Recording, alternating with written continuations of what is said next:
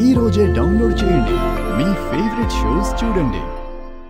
Exam time అవుతుంటే ఇలా పడుకున్నాడేంటి బామ్మగారు? ఒరే చరణ్, చరణ్, చరణ్, చరణ్, చరణ్, ఏమైంది నానమ్మా?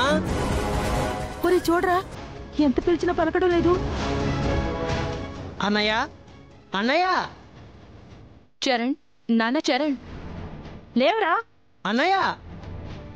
ఒరే చంటి, వీడికేదో అయిపోయిందిరా.